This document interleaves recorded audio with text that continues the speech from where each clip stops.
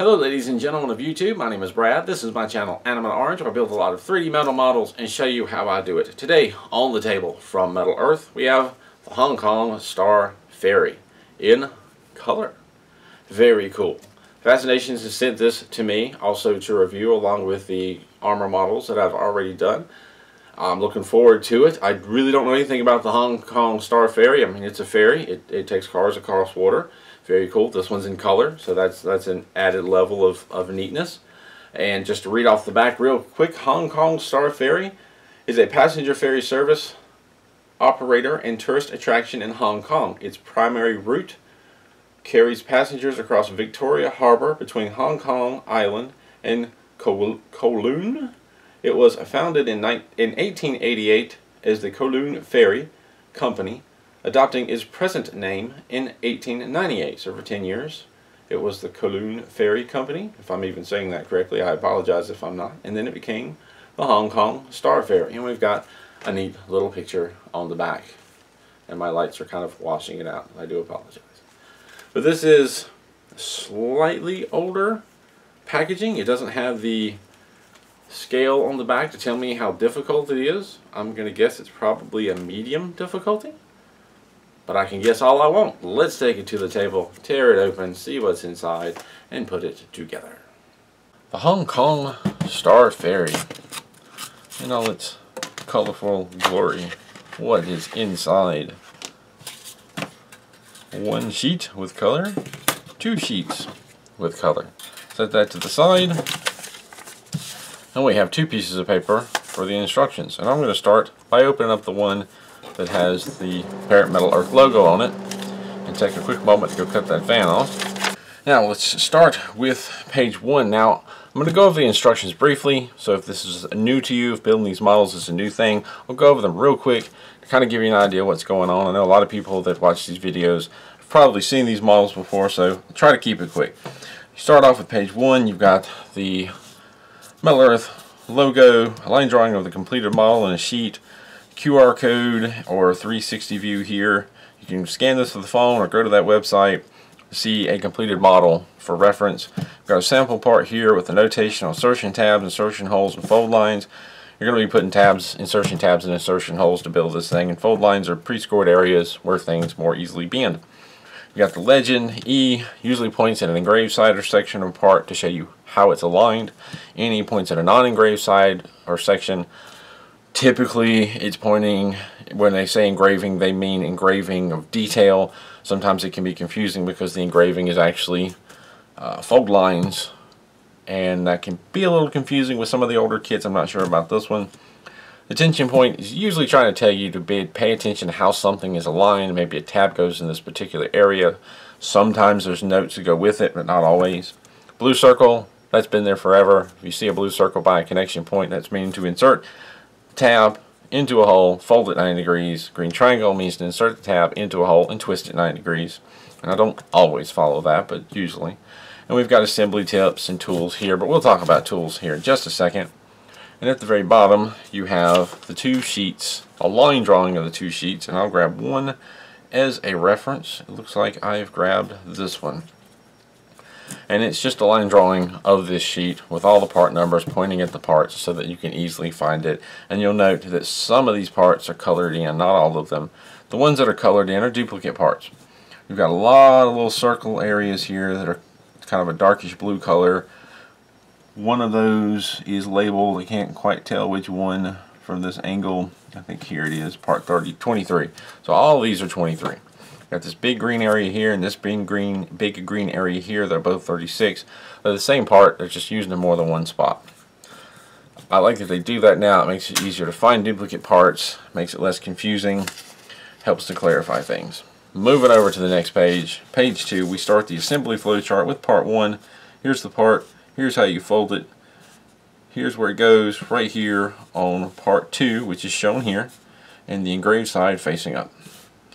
And you just go over here and you've got part 3 and 4, you fold that and add it on to part 3 here at this area, then fold 3 around and do that 2 times and end up with that, and that goes here and here. And that's the gist of it. You follow the arrows going through, folding, the sub-assemblies and the assemblies and making the part. Once you get to the bottom, on to page 3, then on to page 4, and then you'll find 5, 6, 7, 8 in the next sheet. And of course, when you get to the bottom, you're finished with your model. Let's take a moment to talk about tools. This is a very basic set of tools that I use in pretty much every build. I've got a very standard set of tweezers that I use very frequently. I've got some precision tweezers, another flat set here, and a couple of pointed tweezers, one of which I've ground the tip down just a bit to make it a little flatter for grabbing tabs. I have clippers that I use to get the parts off of the sheets quickly and easily. It's better than bending and trying to break them off. And then a couple of different pliers, a flat nose set and a long needle nose pliers set. They come in handy for bending in different situations. When it comes to shaping rounded parts, there are many options. I used dowel rods for a long time. I sharpened the ends of 2 of them with a pencil sharpener. These 2 are great for making cone shapes. Another option is a cheap drill bit set. This set has quite a few different sizes to choose from. Another option is a set of step mandrels. Ring pliers or round nose pliers can be found with jewelry making tools and work wonderfully for curving delicate and or hard to get to areas. We've talked a little bit about tools. I've got my basic set to get me started, clippers to cut the parts out, some pliers and some tweezers to bend and shape and manipulate things. I've got my sheets at the ready, my instructions ready to go. Let's put this together.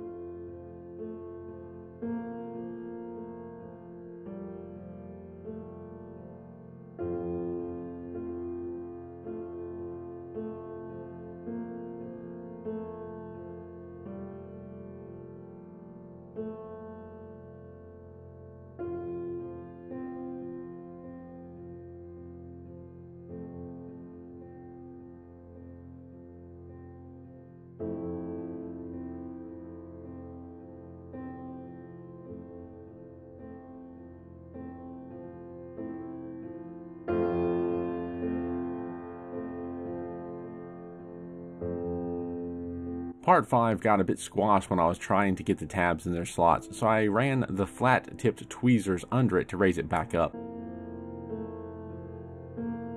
To make an oval shape, I used a larger tool to round the part and then a smaller tool to further curve the opposite end into an oval.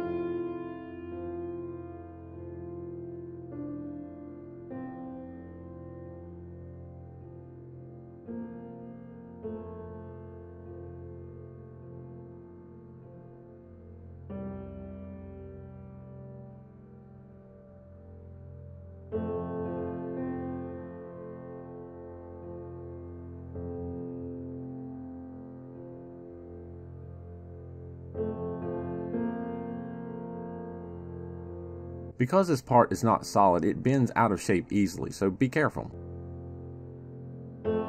If you notice on part 5, one end piece is longer than the other. It looks as though the thinner pieces go towards the end of the boat and the thicker end closer to the middle.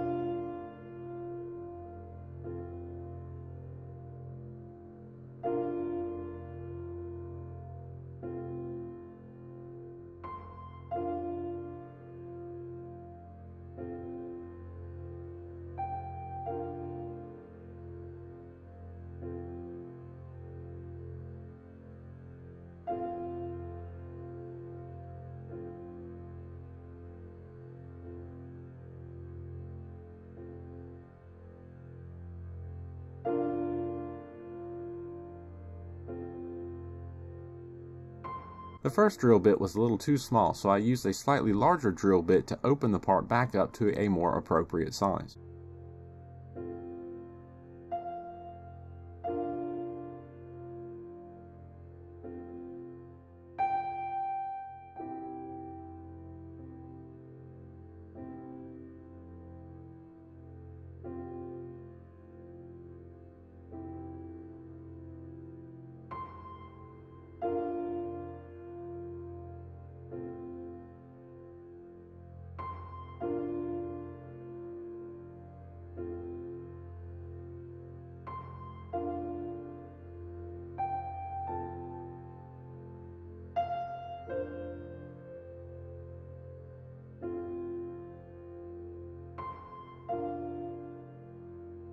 The tops of these little tires have a hole in them, making the metal very thin and weak, so be careful when bending the piece over. I suggest bending it as much as you can with tweezers to keep it from warping.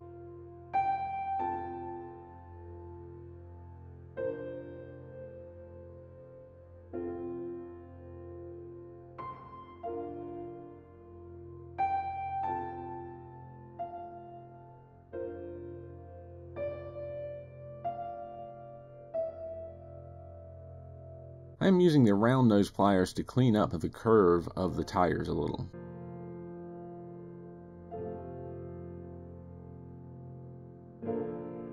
There are several tires on this model. I will skip showing how to shape every one since it's the same process over and over.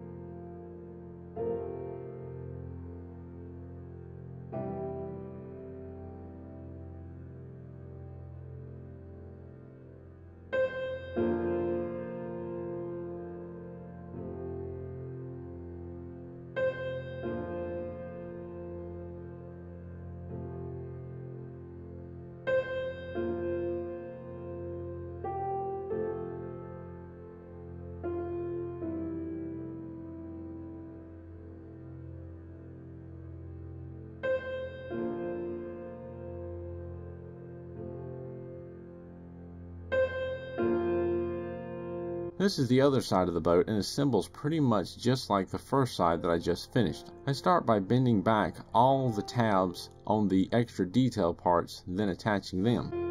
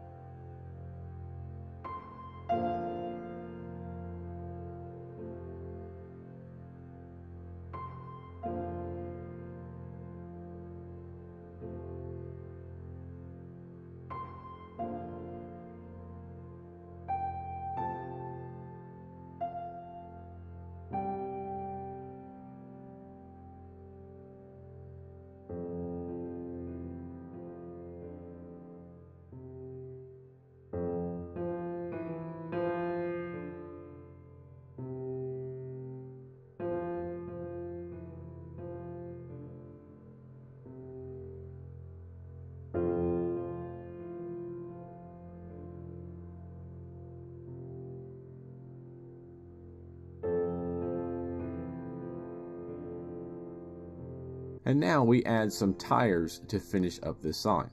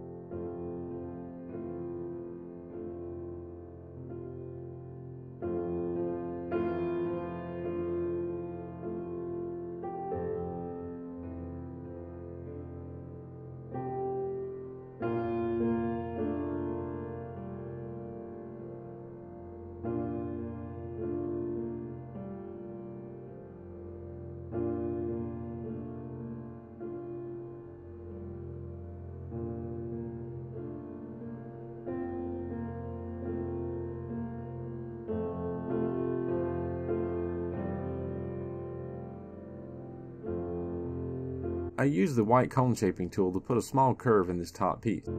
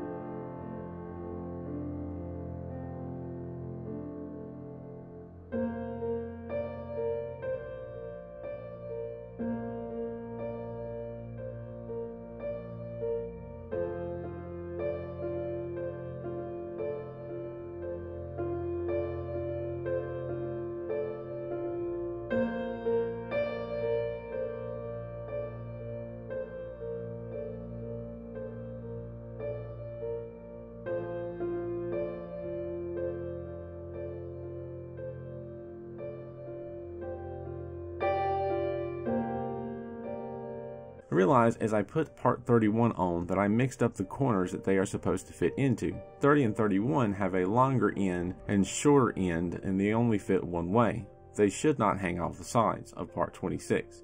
If they are hanging off, you may have put them on the wrong side, just like me.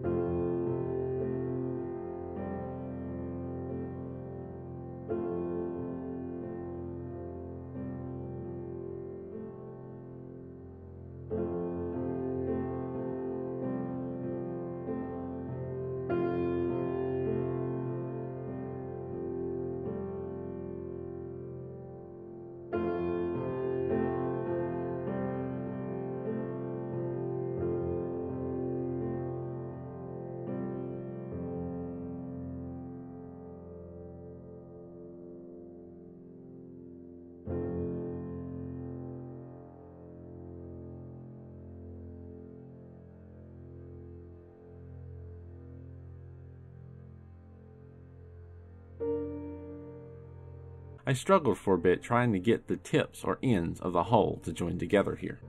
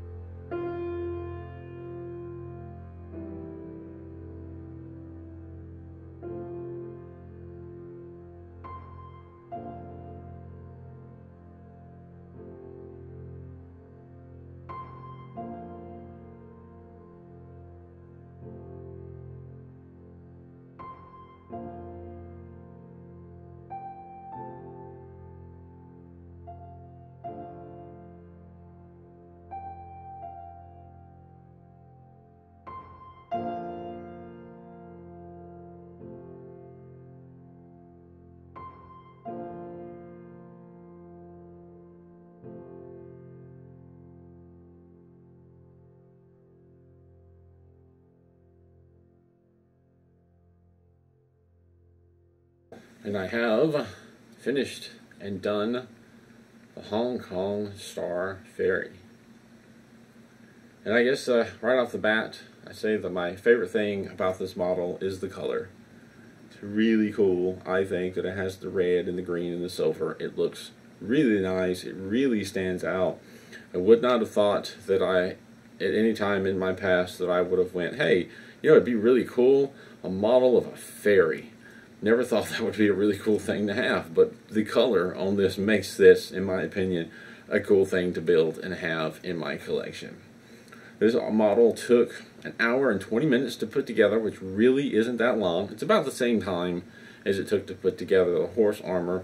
Not to say this wasn't fun, but it didn't seem to go as fast as the horse armor one did. It seemed to take a little bit longer, but it's not bad. It was still an enjoyable build, and it's got a nice amount of detail buried inside, and it's kind of hard to see at this angle, but it comes together really well. There was, you know, a little bit of a challenge shaping these oval parts and getting these on without them becoming wobbly, because I got them on nice and tight, but I kept accidentally bumping these antenna tower things as I was assembling the rest of the model, and it worked them back loose, and that's an issue.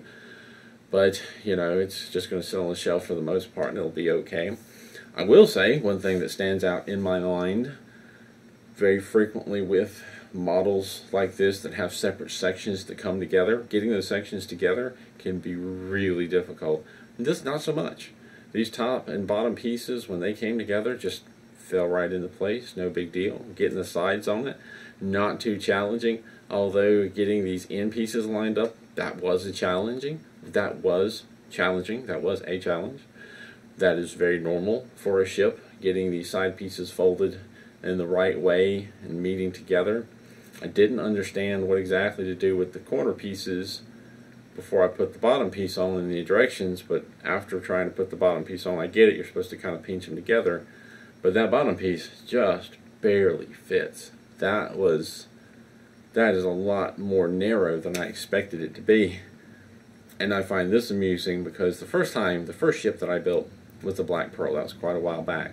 I expected, excuse the loud motorcycle going by, I expected that the final product, the bottom, would come together and touch. It doesn't. And I'm not the only one that's made this mistake. I've seen other people in the Meddler subreddit make that mistake. I've heard other people on my channel talk about that mistake. I tried to pinch them together. They aren't supposed to go together. They're supposed to be an opening, and that's supposed to be how it sits. Learned my lesson. So in future models, that's what I did. But then some of the ships have that flat piece on the bottom that makes them so that they sit flat.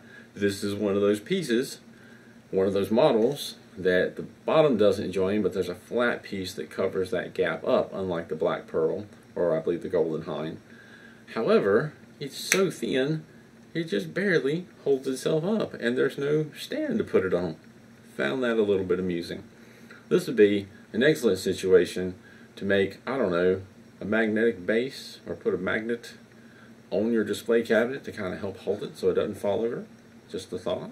I've done stuff like that in the past. But anyway, cool little model, very colorful, I think. Fun little build, pretty neat to look at, nice amount of detail buried inside, the way things layer.